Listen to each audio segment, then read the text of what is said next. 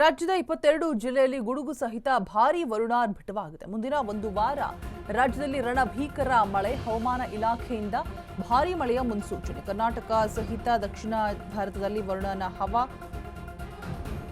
ಮುಂದಿನ ಒಂದು ವಾರ ರಾಜ್ಯದಲ್ಲಿ ಕಂಟಿನ್ಯೂಸ್ಲಿ ಇದೇ ರೀತಿಯಾಗಿ ಮಳೆಯಾಗುವಂಥದ್ದು. ಹವಾಮಾನ ಇಲಾಖೆಯಿಂದ ಭಾರೀ ಮಳೆಯ ಮುನ್ಸೂಚನೆ. ಕರ್ನಾಟಕ ಸಹಿತ ದಕ್ಷಿಣ ಭಾರತದಲ್ಲಿ ವರುಣನ ಹವಾ ಉಂಟಾಗಲಿದೆ ಅಂತ ಹೇಳ್ಬಿಟ್ಟು ಹವಾಮಾನ ಇಲಾಖೆಯಿಂದ ಎಚ್ಚರಿಕೆಯನ್ನ ಕೊಟ್ಟಿದ್ದಾರೆ. ಬೆಂಗಳೂರಿನಲ್ಲಿ ಇನ್ನೂ ಕೂಡ 3 ದಿನ ಮಳೆರಾಯನದ್ದೇ ಹವಾ. ರಾಜ್ಯದಲ್ಲಿ ಮುಂದಿನ 3 ದಿನ ಗುಡುಗು ಮಳೆಯಬ್ಬರ ಕೂಡ ಉಂಟಾಗಲಿದೆ. ಕರಾವಳಿಯ ದಕ್ಷಿಣ ಕನ್ನಡದಲ್ಲಿ ಗುಡುಗು ಸಹಿತ ಮಳೆಯಾಗಲಿದೆ. ಉಡುಪಿ ಹಾಗೆ ಉತ್ತರ ಕನ್ನಡ ಜಿಲ್ಲೆಯಲ್ಲಿ ಒಣ ಹವೆ. ರಾಜ್ಯದ ಉಳಿದ ಜಿಲ್ಲೆಗಳಲ್ಲಿ ಭಾರೀ ಮಳೆಯ ಮುನ್ಸೂಚನೆ ಕೂಡ ಸಿಕ್ಕಿರುವಂಥದ್ದು.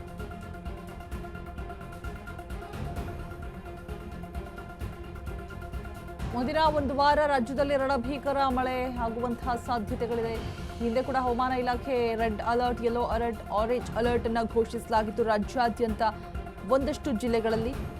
ಇದೀಗ ಮತ್ತೆ ಇನ್ನ 7 ಡೇಸ್ ಇದೇ ರೀತಿಯಾಗಿ ವರುಣ ಅಬ್ಬರಿಸಲಿದ್ದಾನೆ ಅನ್ನುವಂತಹ ಅಲರ್ಟ್ ಮೆಸೇಜ್ ಹವಾಮಾನ ಇಲಾಖೆಯಿಂದ ರವಾನೆ ಆಗಿದೆ.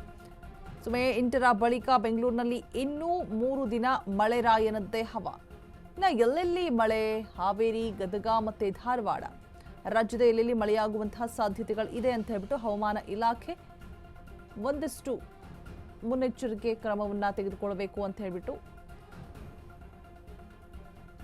ಎಲ್ಲೆಲ್ಲಿ ಮಳೆ ಆಗ್ತಾ ಇದೆ ಅಂತ ನೋಡ್ತಾ ಹೋಗೋದಾದ್ರೆ ಚಾಮರಾಜನಗರ, ಶಿವಮೊಗ್ಗ, ಚಿಕ್ಕಮಗಳೂರು, ಹಾಸನ, ಕೊಡಗು ಮತ್ತೆ ವಿಜಯನಗರ. ಇನ್ನು ಹಾವೇರಿ, ಗದಗ ಮತ್ತೆ ಧಾರವಾಡದಲ್ಲೂ ಕೂಡ ಇನ್ನು 3 ದಿನಗಳ ಕಾಲ ಧಾರಾಕಾರ ಮಳೆಯಾಗುವಂತಹ ಮುನ್ಸೂಚನೆ. ಮೈಸೂರು, ಮಂಡ್ಯ, ಚಿಕ್ಕಬಳ್ಳಾಪುರದಲ್ಲೂ ಕೂಡ ಮಳೆಯಾಗುವಂತಹ ಎಚ್ಚರಿಕೆಯನ್ನ ಕೊಟ್ಟಿರುವಂಥದ್ದು. ಕೋಲಾರ, ತುಮಕೂರು, ರಾಮನಗರ, ಚಾಮರಾಜನಗರ, ಶಿವಮೊಗ್ಗ, ಚಿಕ್ಕಮಗಳೂರು ಮಳೆರಾಯನದ್ದೇ ಹವಾ. ಇನ್ನು 3 ದಿನಗಳ ಕಾಲ ಇದೇ ರೀತಿಯಾಗಿ ಹಾಸನ, ಕೊಡಗು ಮತ್ತೆ ವಿಜಯನಗರ ಕಂಟಿನ್ಯೂಸ್ಲಿ ಮಳೆಯಾಗ್ತಾ ಇರುವಂಥದ್ದು. ಹವಾಮಾನ ಇಲಾಖೆ ಎಚ್ಚರಿಕೆಯನ್ನ ಕೊಡ್ತಾ ಇದೆ.